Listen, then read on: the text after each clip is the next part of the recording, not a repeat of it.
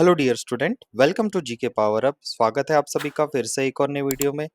दोस्तों, आप देख रहे हैं बैंकिंग अवेयरनेस एमसीक्यू, जिसमें हमने सारे आपके IBPS PO clerk, SBI PO clerk, regional rural banks में आईबीपीएस का जो भी क्वेश्चन होता है, एक जो सेक्शन होता है बैंकिंग अवेयरनेस एमसीक्यूज, सारे टॉपिक हमने इस पार्ट 1 मैराथन में कवर किए। दोस्तों, उससे पहले अगर आप इस चैनल में नए हैं तो प्लीज इस चैनल को सब्सक्राइब जरूर कर लीजिए और इस वीडियो को लास्ट तक जरूर देखिए। ये है video part first. Okay student, तो ये रहा इंडेक्स। इस वीडियो में हम इन तीन पैरामीटर्स, तीन इंडेक्स, तीन टॉपिक पे डिस्कस करने वाले हैं, जिसमें बहुत सारे एमसीक्यूज है जो हमारे डायरेक्ट एग्जामिनेशन में पूछे जाते हैं। चलिए, so let's start.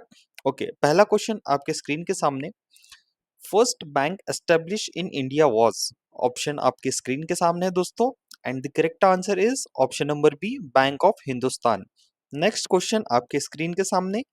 Bank of Hindustan was established in, bank of Hindustan कब बना था? सो यहाँ पे इसका जो सही आंसर है दोस्तों आपके स्क्रीन के सामने है, ऑप्शन नंबर बी, 1770। ठीक है। नेक्स्ट क्वेश्चन आपके स्क्रीन के सामने रहा दोस्तों। Dash which bank was established इन 1786। ठीक है, तो 1786 में कौन सा बैंक बना, ये हमारा प्रश्न है। आपके सामने ऑप्शंस है। So the right answer is option number A, general bank of India. Next question आपके स्क्रीन के सामने रहा। Which of the following was the first, याद रखिए, first bank to open a branch in London. ठीक है, इन 1946, 1946 में पहला बैंक कौन सा रहा है जिसने लंदन में ब्रांच ओपन किया है? And first to open in Paris. ठीक है, सो लंदन और पेरिस, इसमें ये कौन सा बैंक है जिसने बाहर, देश के बाहर अपनी ब्रांच ओपन की है 1946 एंड 74 में? So the right answer is bank of India. याद रखिए, London and Paris 1946, 1974। Okay, which of the following is the first presidency bank of India? Okay, first presidency bank in India कौन सा है? So the correct answer is option number B, bank of Bengal. याद रखिए, bank of Bengal, जो अभी यहाँ पे आपके सामने दिख रहा है, जो फोटो में है। ठीक है, वो आपका फर्स्ट प्रेसिडेंसी बैंक भारत का रहा है। Okay. Okay, next question. The three presidency bank in India were ted into which bank? ठीक है, जो तीन प्रेसिडेंसी बैंक थे, सबसे पहले ये अपने को जानना है कौन से है। देखिए, तीन प्रेसिडेंसी बैंक है, the bank of Bengal, bank of Bombay, bank of Madras. ठीक है, तो ये तीन मिलके, ये ऑप्शन नंबर आपका जो सही है, इंपीरियल बैंक ऑफ इंडिया, इसमें इनका समायोजन हुआ था। ठीक है दोस्तों, याद रखना। Next, the three presidency bank in India were amalgamated, ठीक है, इनटू इंपीरियल बैंक। अब वो कौन से साल में हुआ है वो भी पूछा जा सकता है। So option number B, 1921। Okay, reserve bank of India was formed as per the recommendation of which committee? ठीक है, reserve bank of India was formed as per the recommendation of which committee? So the right answer is option number ये, Hilton young commission. सो दोस्तों, यहाँ पे बहुत सारे commissions है, बहुत सारी कमिटीज है।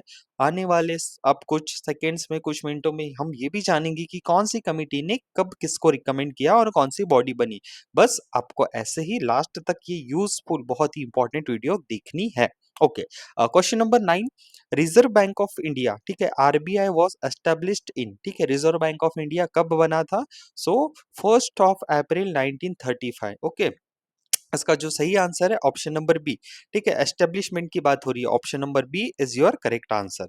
चलिए, Reserve bank of India was established under among which of the following act? ठीक है, तो रिजर्व बैंक ऑफ इंडिया एक एक्ट के तहत बना है। ठीक है, एक एक्ट के तहत बना है, तो वो कौन सा एक्ट है? So option number C, reserve bank of India act 1934। Okay students, यहाँ तक आशा करता हूँ कि आपको ये 10 प्रश्न यहाँ पे समझ गए होंगे। चलिए, अगले प्रश्न की ओर बढ़ते हैं। रिजर्व बैंक ऑफ इंडिया, ठीक है, RBI was formed initially as dash institution. जब रिजर्व बैंक ऑफ इंडिया पहले बना था, ठीक है, तो वो क्या नाम से जाना जाता था? Okay, so the correct answer is share holders. ठीक है, उसमें सबसे पहले प्राइवेट स्टेक होल्डर्स था, फिर वो नेशनलाइज हुआ। यहाँ पे ऐसा नहीं पूछा है ना इनकी नेशनलाइज वो जब हुआ तब ये अभी फॉर्म पहले सबसे पहले क्या कहा था, तो वो जो पर्टिकुलर शेयर होल्डर्स थे, प्राइवेट शेयर होल्डर्स के नाम से ये इंस्टीट्यूशन जानी जाती थी। ऑप्शन नंबर आपका जो था B is your correct answer. Okay, question number 12, before the information of reserve bank of India which bank function as the bank to government. Okay, देखिए अभी रिजर्व बैंक ऑफ इंडिया हमारे भारत देश के लिए finance ministry के अंदर काम करता है। वैसे ही जब रिजर्व बैंक ऑफ इंडिया नहीं था तो उसके पहले कौन सा बैंक है जो हमारे गवर्नमेंट के लिए काम करता था, and the correct answer is option number B, Imperial Bank of India. Okay दोस्तों, चलिए आगे बढ़ते हैं। In which year was the banking regulation act passed in India? Okay, देखिए बैंकिंग रेगुलेशन एक्ट जिसके अंतर्गत सारी हमारे फाइनेंस से रिलेटेड, बैंकिंग से रिलेटेड सारी धारणा जो भी यहाँ पे लॉज है उसके अंडर आते हैं, तो बैंकिंग रेगुलेशन एक्ट ये हमारे भारत देश में कब पास हुआ? सो ऑप्शन नंबर सी 1949, याद रखिए 1949 ये इसका सही आंसर है। ओके, नेक्स्ट क्वेश्चन की ओर हम बढ़ते हैं। In which year statutory liquidity ratio was first imposed in banks? ठीक है, सो कौन से साल में एसएलआर दिखे होता है ना, सीआरआर होता है जिसमें cash held backed and deposit with the central bank, ठीक है, लेकिन यहाँ पे एसएलआर रेशियो कब लाया गया, ठीक है, ये पूछा गया है। सो 1949, ठीक है, 1949 में एसएलआर रेशियो लाया गया था। Okay, next, what was the state bank of India called before it was created through SBI act? देखिए स्टेट बैंक ऑफ इंडिया अभी हमको प्रेजेंट में नाम पता है स्टेट बैंक ऑफ इंडिया, एक पब्लिक सेक्टर बैंक है, लेकिन जब ये नाम नहीं था उसके पहले इसको क्या नाम से बुलाया जाता था? सो the correct answer is imperial Bank of India. याद रखें स्टेट बैंक ऑफ इंडिया को पहले हम इंपीरियल बैंक ऑफ इंडिया भी कहते थे। ओके, नेक्स्ट क्वेश्चन की हम बात करते हैं दोस्तों, ठीक है, imperial Bank of India, okay, imperial Bank of India was nationalised in which year?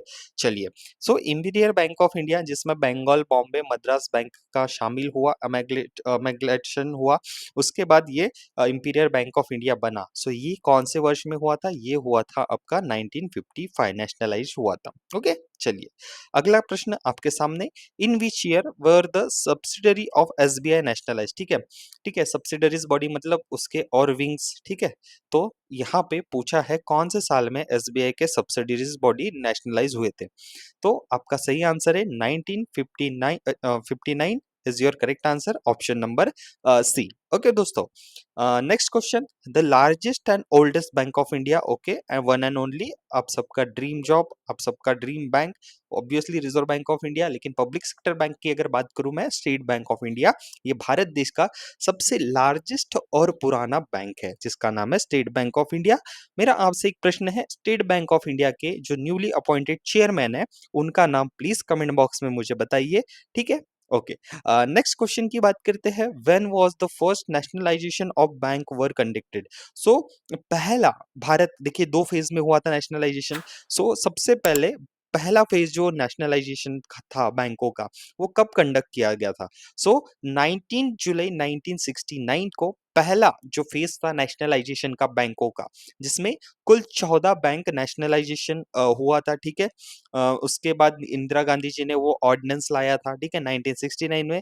उस समय कौन से जो बैंक थे हम एक बार नजर दौड़ा लेते हैं कि जो नेशनलाइज हुए थे, ठीक है, तो ये भी पूछा तो नहीं जा सकता, बस ईयर इंपॉर्टेंट है, बट ये लिस्ट है, इलाहाबाद बैंक, ठीक है, Canara Bank, Syndicate Bank, UCO Bank, Dena Bank, Bank of Baroda, Bank of India, Indian Bank, Union Bank, Bank of Maharashtra, Indian Overseas Bank, United Bank of India, Central Bank of India, Punjab national bank.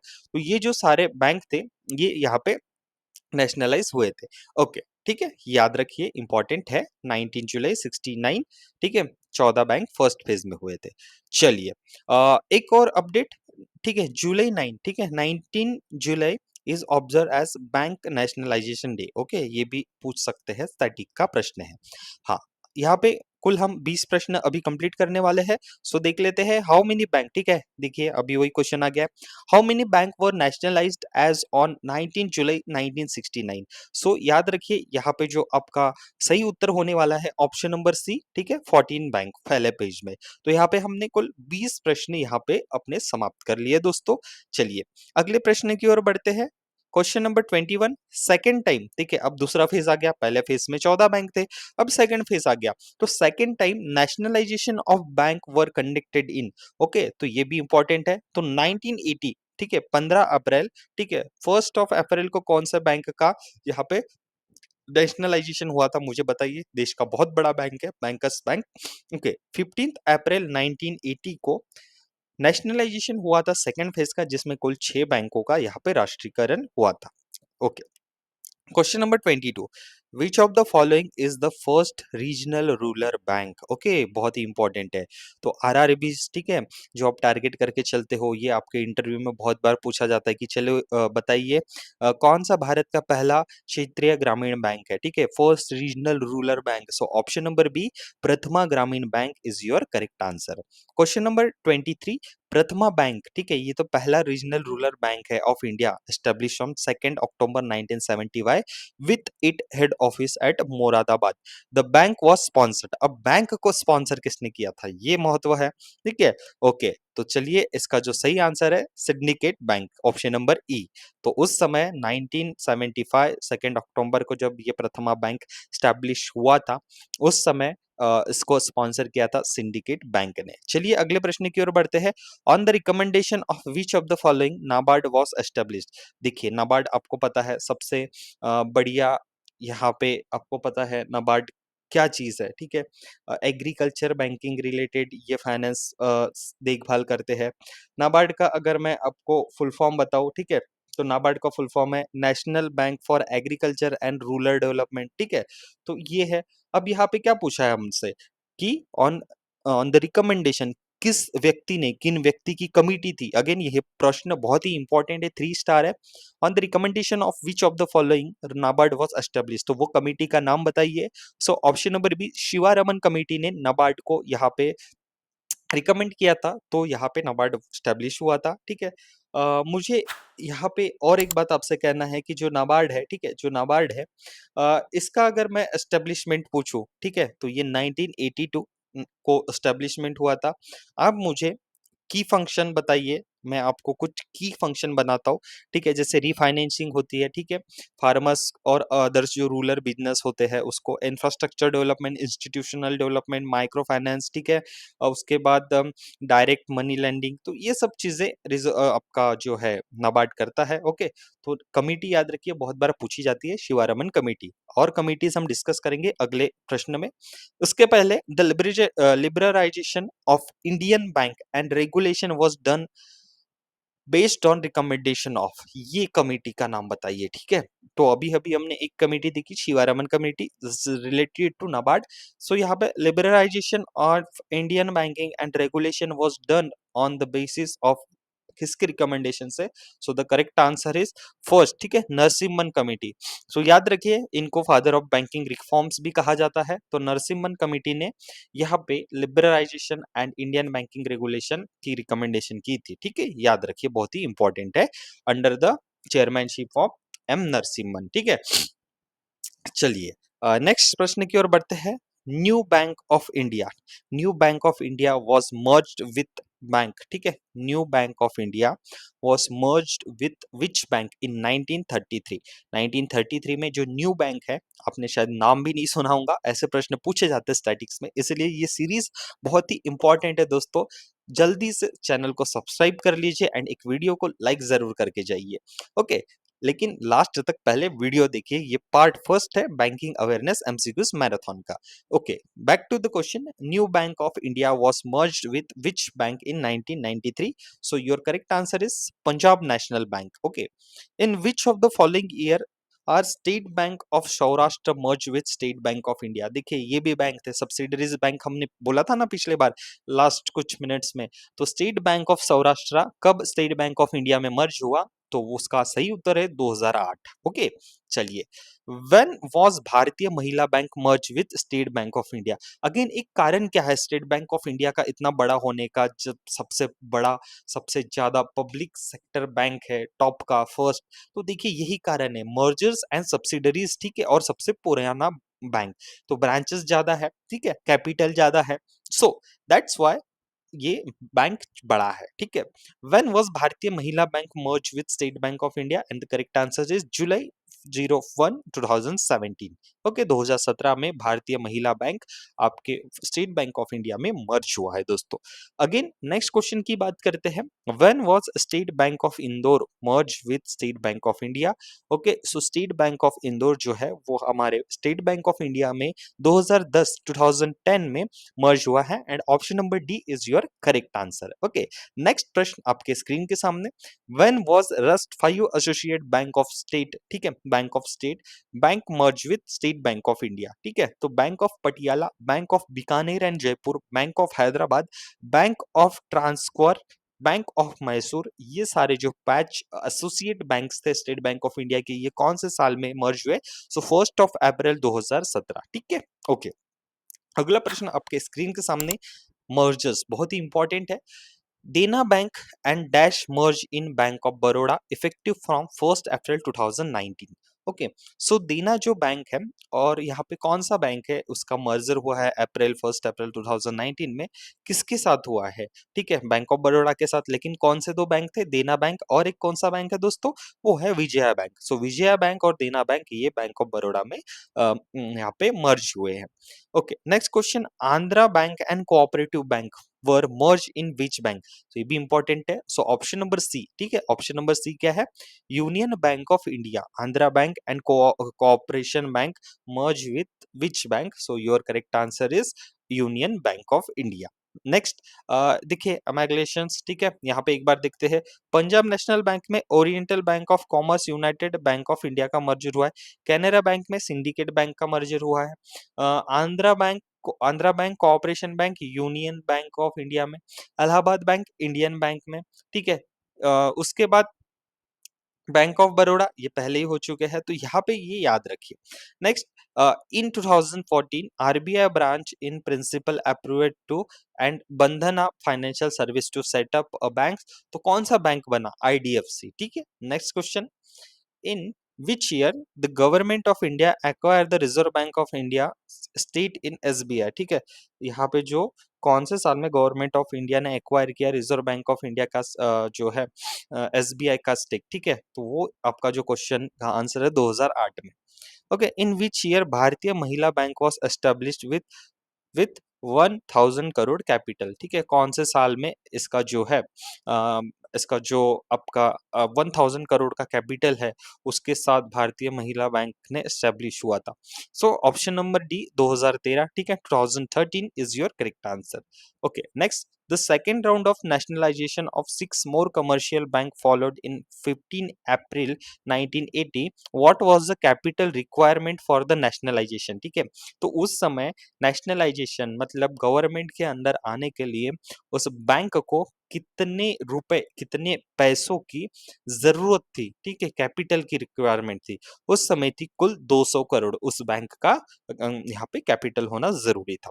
Okay, चलिए next question. In which State bank of India merge State bank of Jaipur and okay, so ये year की बात पूछ रहे हैं, ठीक है, जो हमने बात किए थे 1963 में। एसोसिएट बैंक्स जो 5 बैंक हमने बताए थे वो थे 1963 में एसबीआई में मर्ज हुए थे। Okay, in which year reserve bank of India nationalise? Right, so option number D 1 जनवरी 1949, ठीक है। तो इस साल रिजर्व बैंक ऑफ इंडिया को 90 साल भी पूरे हो रहे हैं और भारतीय रिजर्व बैंक 1 जनवरी 1949 को नेशनलाइज हुआ था। Next, what was the initial amount of reserve bank of India at the time of initial, जब वो स्टैब्लिश हुआ था, ठीक है, तब भारतीय रिजर्व बैंक ऑफ इंडिया के पास कितने पैसे थे? Initial amount at the time, ठीक है, सो आपका जो ऑप्शन है वो थे 5 करोड़ रुपए। Okay, next question, question number 40। हमने यहाँ पे 30 क्वेश्चन 40 क्वेश्चन पूरे कंप्लीट कर चुके हैं। ये लास्ट क्वेश्चन हमारा है 40। विच बैंक कॉल्ड फर्स्ट स्वदेशी बैंक ऑफ इंडिया? ठीक है, पहला स्वदेशी बैंक कौन सा था? तो सेंट्रल बैंक ऑफ इंडिया हमारा पहला स्वदेशी बैंक था दोस्तों यहाँ पे। ओके, नेक्स्ट क्वेश्चन आपके स्क्रीन के सामने है, लेकिन यहाँ पे हमने 40 क्वेश्चंस पूरे बेसिक के कवरेज कर चुके हैं। अब हम बेसिक बैंकिंग टर्मिनोलॉजीज क्या होता है ये सब पे बात करने वाले हैं। So let's start with this. Okay, current account and saving account normally called as, ठीक है, करंट अकाउंट और सेविंग, जो नॉर्मली सेविंग अकाउंट होते हैं उसको हम क्या बोलते हैं? तो उसको बोलते हैं demand deposit account. Okay, demand deposit account. Next question, fix deposit and recurring deposit account are the example, ठीक है, फिक्स डिपॉजिट एंड रिक्वायरिंग जो डिपॉजिट अकाउंट है उसको हम क्या एग्जांपल से भी जानते हैं? तो वो है टर्म डिपॉजिट अकाउंट, ठीक है, टर्म डिपॉजिट अकाउंट याद रखिए। In which type of account bank does not provide interest, ठीक है, तो कौन से प्रकार के अकाउंट में यहाँ पे बैंक आपको इंटरेस्ट नहीं देता, इंटरेस्ट प्रोवाइड नहीं करता? सो ऑप्शन नंबर डी है दोस्तों, याद रखिए करंट अकाउंट, याद रखिए current account is your correct answer. Okay, bank provide overdraft facilities on which account, ठीक है, तो कौन से बैंक अकाउंट पे ओवरड्राफ्ट फैसिलिटी प्रोवाइड कराता है बैंक, ठीक है। सो आपका जो सही आंसर है करंट अकाउंट दोस्तों, करंट अकाउंट पे ओवरड्राफ्ट फैसिलिटीज आपको प्रोवाइड की जाती है। ओके, नेक्स्ट आपके सामने है, on which deposit account bank of our highest, ठीक है, कौन से हमारा जो डिपॉजिट अकाउंट होता है उस पे हाईएस्ट इंटरेस्ट रेट्स हमें मिलते हैं? So option number C, fix deposit account पे हमें ज्यादा हाईएस्ट इंटरेस्ट रेट मिलते हैं दोस्तों। अगला प्रश्न आपके स्क्रीन के सामने, who decide interest rate on deposit account, ठीक है, डिपॉजिट अकाउंट पे हम जो पैसा जमा करते हैं उस पे इंटरेस्ट कितना रहेगा, ठीक है, तो ये कौन डिसाइड करता है? तो ये डिसाइड करता है आपका बैंक, ठीक है, तो option number E is your correct answer, our bank. Next question, who decide minimum interest rate on bank deposit account, ठीक है, so who decide minimum interest rate, ठीक है, ऑन बैंक डिपॉजिट अकाउंट, ठीक है, तो इसको रिजर्व बैंक ऑफ करता है, तो याद रखिए क्वेश्चन क्या था, who decide interest rate on deposit account, हमारा जो डिपॉजिट अकाउंट होता है, और यहाँ पे क्या पूछा है, बैंक डिपॉजिट अकाउंट, तो ये रिजर्व बैंक ऑफ इंडिया, फर्क है दोनों में, इसलिए 3 स्टार क्वेश्चन है। Okay, what is the minimum age to open saving account? Okay, so Bharat में अब 10 साल की आयु से बैंकिंग में अपना अकाउंट ओपन कर सकते हैं। On which basis bank calculate interest amount on saving deposit account? So the correct answer is daily basis. Next, no transaction limit is the character of which account, ठीक है, इसमें transaction की कोई limit नहीं होती, वो आपका है करेंट अकाउंट, आप कितने भी ट्रांजेक्शन कर सकते हैं। Next, what is the minimum period of deposit in fixed deposit account, ठीक है, क्या है question, what is the minimum period of deposit in fixed deposit account? And your correct answer is option number 7, the right answer is 7 days, ठीक है। Next, what is the maximum time limit for fixed deposit account, ठीक है, what is the maximum time limit for fixed deposit amount account, क्या है maximum time limit, कितना है fixed deposit account के लिए? वो तो राइट आंसर इज 3, ठीक है, एफडी कराते हो तो 10 साल, ओके, 10 years मैक्सिमम, ठीक है। Okay, what is the maximum time limit of deposit in term deposit account?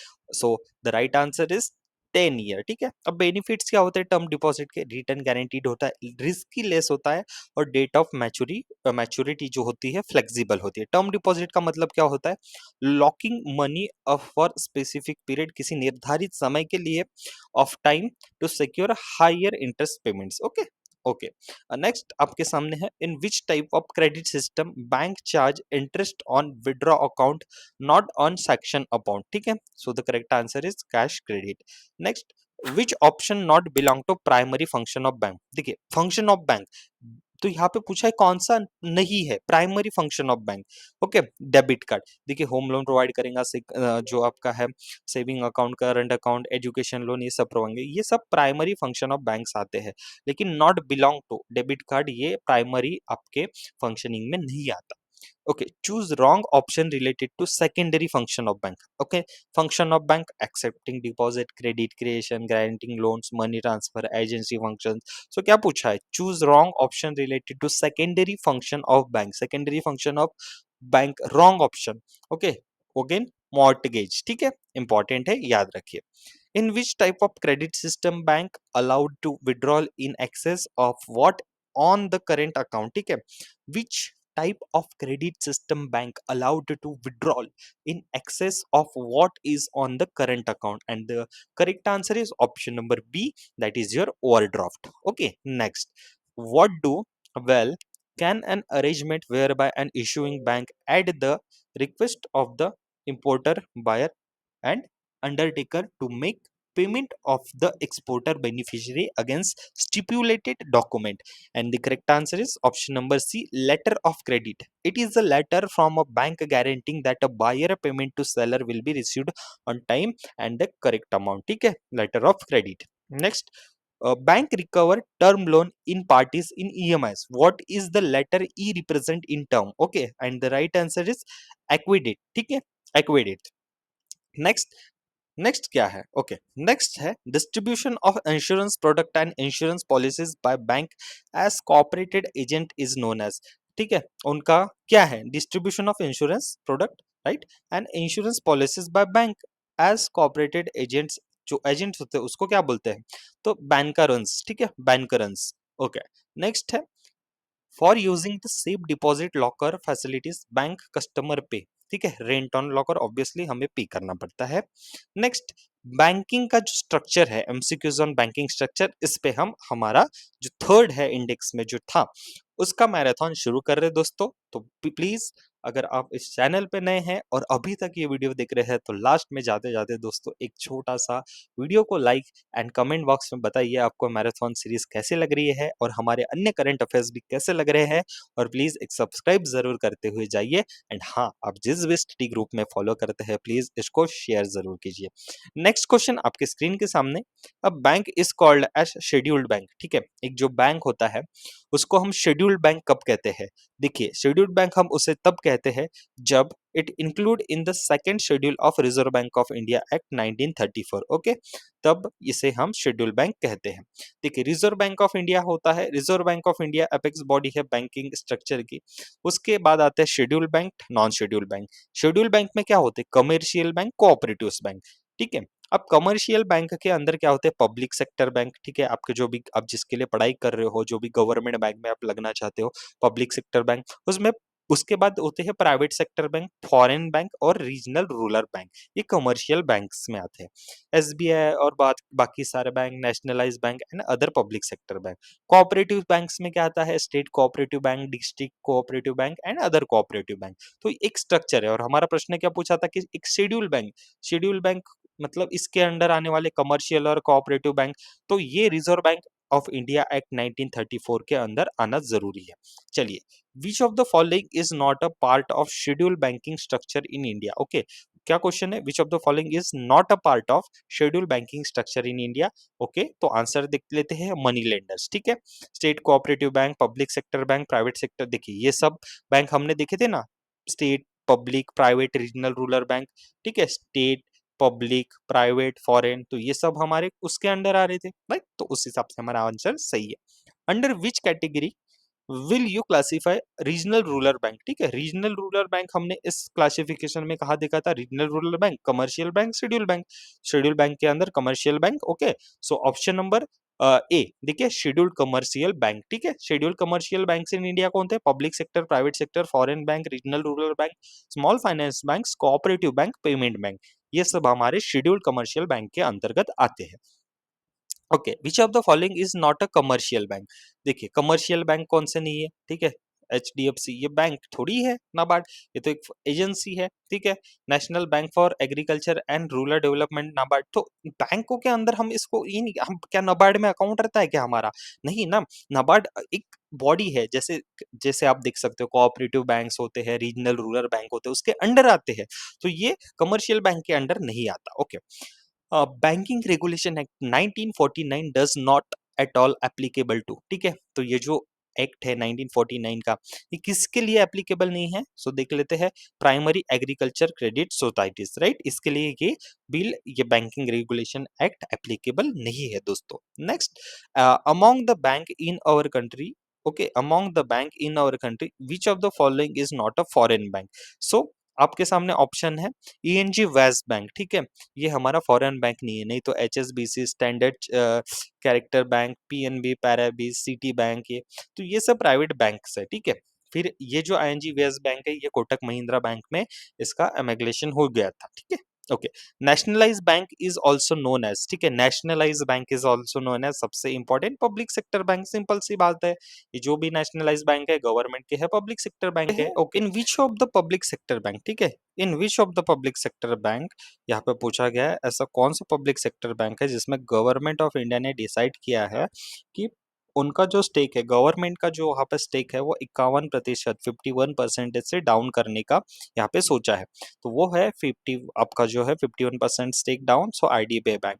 तो जब भी कभी गवर्नमेंट का यहाँ से स्टेक डाउन हो जाता है तो वो प्राइवेट सेक्टर बैंक में आ जाता है, ठीक है, याद रखिए। नेक्स्ट है the largest public sector bank commercial bank of India is, कौन सा है? Commercial bank of India, State bank of India, correct है, सबको पता है। Next question, which bank are public sector bank, Bank of India, which bank are public sector bank, Bank of India. So कौन से bank public sector bank कहलाते भारत में, ठीक है। तो देखिए मोर देन 50% स्टेक हेल्ड, देखिए जब भी 51% स्टेक नीचे ले लिया गवर्नमेंट का तो वो प्राइवेट में हो गया, लेकिन जिस बैंक में 50 से ज्यादा परसेंट गवर्नमेंट का लेना देना है, ठीक है, सो वो बैंक आपका government bank public sector bank में आता है, ठीक है। 50%, ठीक है, 50% स्टेक बाय गवर्नमेंट, ठीक है, नहीं, मोर देन 50 से ज्यादा, लेस देन 50 ऑब्वियसली नहीं, share of government should be 100, ये भी नहीं कह सकते हम, लेकिन 50% से ज्यादा गवर्नमेंट का स्टेक है तो वो पब्लिक सेक्टर बैंक में आता है। Foreign direct investment limit in private sector bank is, देखिए फॉरेन की इन्वेस्टमेंट अगर किसी प्राइवेट सेक्टर बैंक में है तो उसकी मर्यादा क्या है? तो उसकी जो लिमिट है वो है 74%, ठीक है, 74%। Name the country first small finance bank which started its operation recently, ठीक है। सो कंट्री का पहला, जब उस समय, अभी नहीं, उस समय क्वेश्चन करेक्शन हो सकता है, ऑपरेशन रिसेंटली नहीं, first finance small finance bank कौन सा है? वो था कैपिटल लोकल एरिया बैंक, याद रखिए capital local area bank. Which of the following category of bank were muted in a view to providing institutional mechanism for promoting rural and semi-urban saving as well as provisions of credit for viable economic activities in local area? So obviously local area bank was your correct answer. Which of the following cooperative bank is considered as first cooperative bank of India? First cooperative bank of India कौन सा था? वो था अनोइया cooperative bank, अनोइया cooperative bank. उसके बाद urban cooperative bank in India is, ठीक है, urban cooperative bank in India is fourth tier system, ठीक है। फोर्थ टायर सिस्टम मतलब जो फोर्थ टायर सिस्टम आपके सिटीज हो गए, ग्रामीण क्षेत्र हो गए, वहां पे central cooperative bank work at, ठीक है, सेंट्रल कोऑपरेटिव बैंक ऑब्वियसली है हमारे जो ग्रामीण क्षेत्र में होते हैं सेंट्रल कोऑपरेटिव बैंक्स, वो डिस्ट्रिक्ट लेवल पे काम करते हैं। Next, foreign work under which act in India, ठीक है, foreign work under which act in India? So obviously banking regulation act 1949। Okay, next question की हम बात करते हैं दोस्तों, what is the exact definition of foreign bank in India, ठीक है। फॉरेन बैंक इन इंडिया की एग्जैक्ट डेफिनेशन क्या होनी चाहिए? Headquarter outside of India, headquarter कहाँ पे रहना चाहिए? भारत के बाहर। और काम कहाँ होना चाहिए? उनकी ब्रांचेस में, वर्क फॉर देयर ब्रांचेस, बाहर से अपने ब्रांचेस के लिए काम कर सके, ठीक है। Okay, select odd one in non commercial bank, ठीक है, नाबार्ड हो गया, आईडीबीआई तो प्राइवेट बैंक था ना, और ये सब क्या है? एजेंसीज है, बैंकिंग एजेंसीज है। नाबार्ड हो गया, EXIM bank, import export bank, ठीक है, Small Industrial Development Bank of India, नाफबिट और नाबार्ड, तो ये सब नहीं है, और India IDBI bank private bank है, तो ये आपका नॉन कमर्शियल बैंक में आता है।